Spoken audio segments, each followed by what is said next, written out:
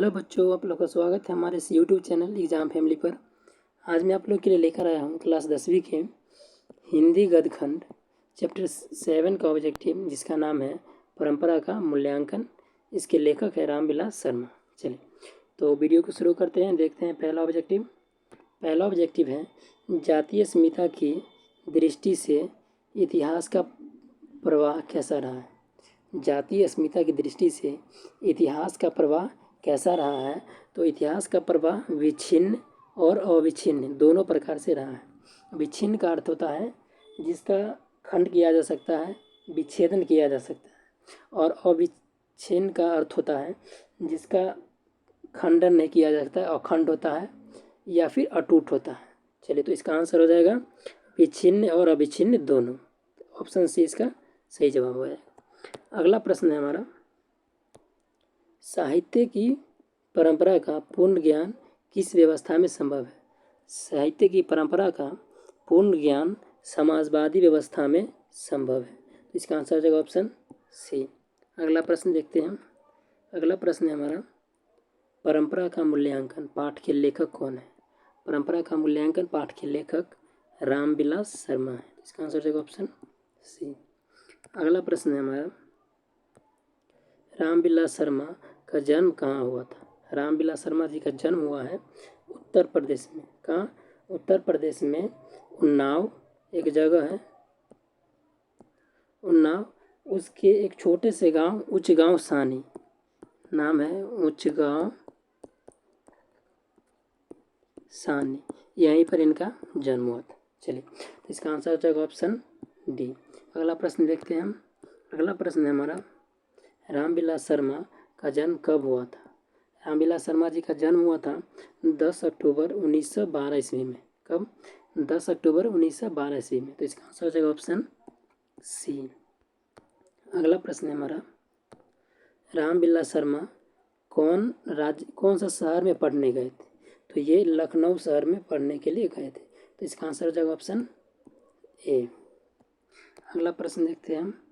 अगला प्रश्न है, रामविलास शर्मा किस विद्यालय में पढ़ने गए थे। रामविलास शर्मा लखनऊ विश्वविद्यालय है, वहीं पर पढ़ने के लिए गए थे। तो इसका आंसर हो जाएगा ऑप्शन डी। अगला प्रश्न है हमारा, रामविलास शर्मा का निधन कहाँ हुआ था। रामविलास शर्मा का निधन दिल्ली में हुआ था। इसका आंसर हो जाएगा ऑप्शन बी, दिल्ली। अगला प्रश्न है हमारा, रामविलास शर्मा का निधन किस ईस्वी में हुआ था। रामविलास शर्मा जी का निधन 30 मई 2000 ईस्वी को हुआ था। तो इसका आंसर हो जाएगा ऑप्शन ए, 30 मई 2000 ईस्वी को रामविलास शर्मा जी का निधन हुआ था। अगला प्रश्न है हमारा, रामविलास शर्मा ने लखनऊ विश्वविद्यालय के किस विभाग में अध्यापन कार्य किया था।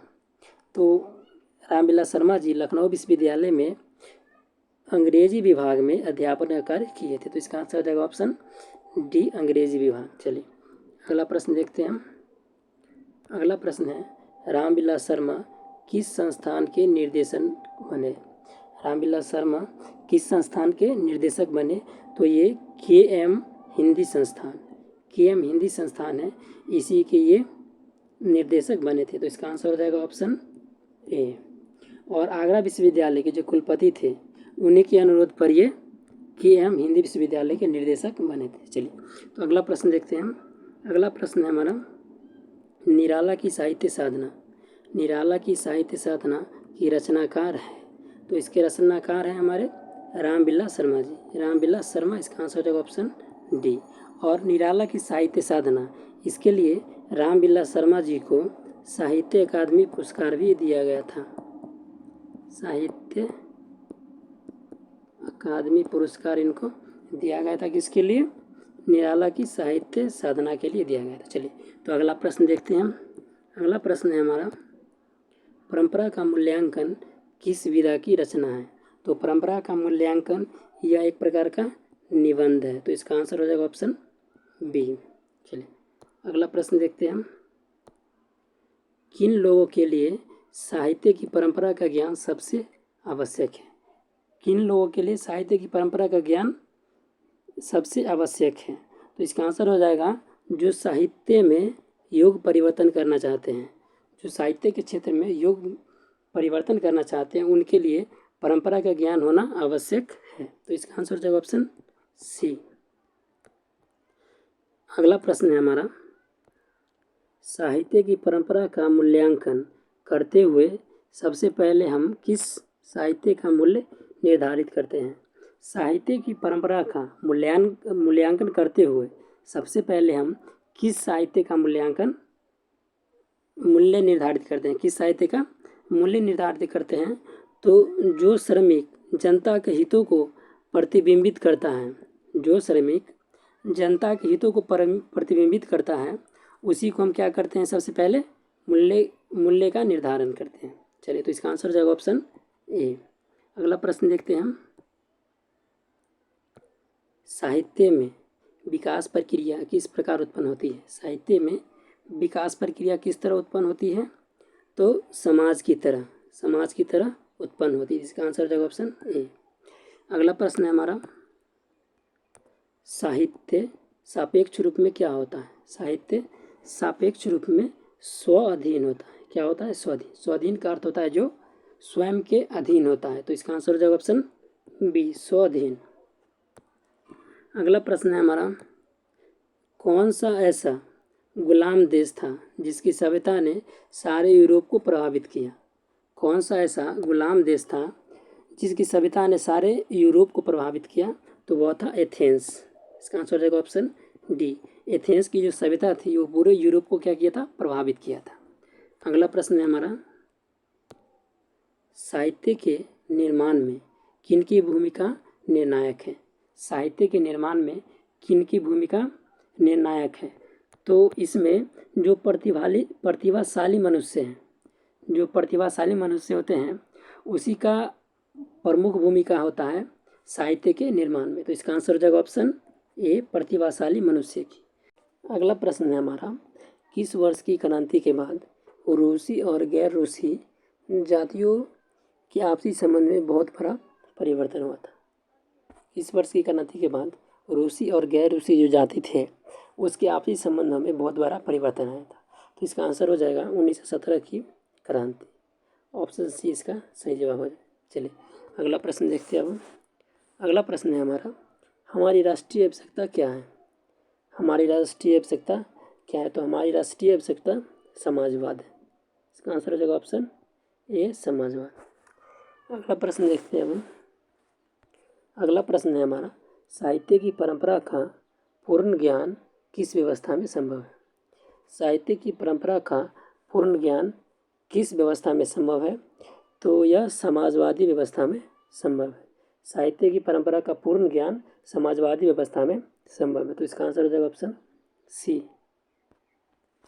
अगला प्रश्न है, समाजवादी व्यवस्था किस संस्कृति से नाता नहीं तोड़ती है? समाजवादी व्यवस्था किस संस्कृति से नाता नहीं तोड़ती है? तो यह प्राचीन संस्कृति से नाता नहीं तोड़ती है। इसका आंसर हो जाएगा ऑप्शन सी। अगला प्रश्न देखते हैं अब। अगला प्रश्न है हमारा, परंपरा का मूल्यांकन किसकी पुस्तक है? परंपरा का मूल्यांकन किसकी पुस्तक है? तो यह रामविलास शर्मा की पुस्तक है। इसका आंसर होगा ऑप्शन ए। अगला प्रश्न है हमारा, प्रगतिशील आलोचना का विकास होता है। प्रगतिशील आलोचना का विकास कब होता है? जब साहित्य की परंपरा के ज्ञान से। प्रगतिशील आलोचना का विकास किससे होता है? साहित्य की परंपरा के ज्ञान से। इसका आंसर होगा ऑप्शन बी। अगला प्रश्न देखते हैं हम।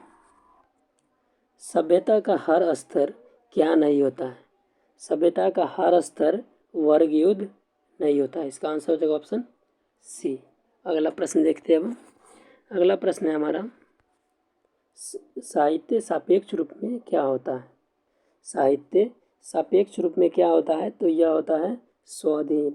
स्वाधीन का अर्थ होता है जो अपने अधीन होता है। तो साहित्य सापेक्ष रूप में स्वाधीन होता है। तो इसका आंसर हो जाएगा ऑप्शन डी। अगला प्रश्न देखते हैं हम। अगला प्रश्न है हमारा, एथेंस किस महादेश में स्थित है? एथेंस किस महादेश में स्थित है? तो यह यूरोप महादेश में स्थित है। इसका आंसर हो जाएगा ऑप्शन एथेंस यूरोप महादेश में स्थित है। अगला प्रश्न है हमारा, वायरन किस भाषा के कवि है? वायरन किस भाषा के कवि है? तो वायरन अंग्रेजी भाषा के कवि है। इसका आंसर होगा ऑप्शन सी। अगला प्रश्न देखते हैं हम। निराला की साहित्य साधना, निराला की साहित्य साधना किनकी कृति है? तो निराला की साहित्य साधना रामविलास शर्मा की कृति है। इसका आंसर होगा ऑप्शन सी। निराला की साहित्य साधना, यह जो पुस्तक है रामविलास शर्मा जी की, इनके लिए रामविलास शर्मा जी को साहित्य अकादमी पुरस्कार भी दिया जा चुका है। साहित्य अकादमी पुरस्कार भी इनको इस पुस्तक के लिए मिला हुआ। चलिए अगला प्रश्न देखते हैं अब हम। अगला प्रश्न है हमारा, निराला की साहित्य साधना कितने खंडों में रचित है? निराला की साहित्य साधना कितने खंडों में रचित है? तो यह 3 खंडों में रचित है। चलिए इसका आंसर हो जाएगा ऑप्शन बी। अगला प्रश्न देखते हैं हम। अगला प्रश्न है हमारा, प्रेमचंद और उनका युग, प्रेमचंद और उनका युग किनकी रचना है? तो यह रामविलास शर्मा जी की रचना है। इसका आंसर हो जाएगा ऑप्शन डी। अगला प्रश्न देखते हैं हम। अगला प्रश्न है हमारा, लैटिन कवि कौन है? लैटिन कवि कौन है? तो इसका आंसर हो जाएगा वर्जिल। वर्जिल कौन थे? यह लैटिन कवि है। तो इसका आंसर हो जाएगा ऑप्शन ए। अगला प्रश्न देखते हैं हम। तार सप्तक में कितने कवियों की कविताएं संग्रहित है? तार सप्तक में कितने कवियों की कविताएं संग्रहित है? तो इसमें 7 कवियों की कविताएं संग्रहित है। इसका आंसर हो जाएगा ऑप्शन डी। तार सप्तक में 7 कवियों की कविताएं संग्रहित है। इसका आंसर है ऑप्शन डी। अगला प्रश्न देखते हैं अब हम। अज्ञे ने तार सप्तक कब संपादित किया? तो यह 1943 ईस्वी में संपादित किया गया। इसका आंसर होगा ऑप्शन बी 1943 ईस्वी। अज्ञे ने तार सप्तक 1943 ईस्वी में प्रकाशित किया था। चलिए तो अगला प्रश्न देखते हैं अब हम। अगला प्रश्न है हमारा, शर्मा जी ने पुरस्कार की राशि किसे दान स्वरूप दिया था? शर्मा जी, रामविलास शर्मा जी पुरस्कार की राशि किसे दान स्वरूप दे दिए थे? तो इसका आंसर हो जाएगा भारत सरकार को, ऑप्शन सी। अगला प्रश्न देखते हैं अब हम। अगला प्रश्न है हमारा, आदिम का शाब्दिक अर्थ है, आदिम का शाब्दिक अर्थ क्या होता है? तो आदिम का शाब्दिक अर्थ होता है अति प्राचीन, ऑप्शन ए इसका सही उत्तर हो जाएगा। अगला प्रश्न देखते हैं अब हम। अगला प्रश्न है हमारा, परंपरा का मूल्यांकन साहित्य की कौन सी विधा है? परंपरा का मूल्यांकन साहित्य की कौन सी विधा है? तो यह एक प्रकार का निबंध है। इसका आंसर हो जाएगा ऑप्शन डी। परंपरा का मूल्यांकन एक प्रकार का निबंध है। चलिए अगला प्रश्न है हमारा, हरिश्चंद्र किसकी कृति है? हरिश्चंद्र किसकी रचना है? तो इसका आंसर हो जाएगा ऑप्शन डी रामविलास शर्मा। हरिश्चंद्र रामविलास शर्मा जी के द्वारा लिखा गया है। इसका आंसर होगा ऑप्शन डी। अगला प्रश्न है हमारा, यहाँ पर हरिश्चंद्र नहीं होगा, यहाँ होगा रामविलास। चलिए, रामविलास शर्मा की मृत्यु कब और कहाँ हुई थी? तो रामविलास शर्मा की मृत्यु 2000 ईस्वी में दिल्ली में हुई थी। रामविलास शर्मा जी की मृत्यु कब हुई थी? 2000 ईस्वी में दिल्ली में हुई थी। इसका आंसर होगा ऑप्शन बी। चलिए अगला प्रश्न देखते हैं अब हम। अगला प्रश्न है हमारा, साहित्य की परंपरा का पूर्ण ज्ञान किस व्यवस्था में संभव है? साहित्य की परंपरा का पूर्ण ज्ञान किस व्यवस्था में संभव है? तो इसका आंसर हो जाएगा, चलिए तो इसका आंसर हो जाएगा समाजवादी व्यवस्था।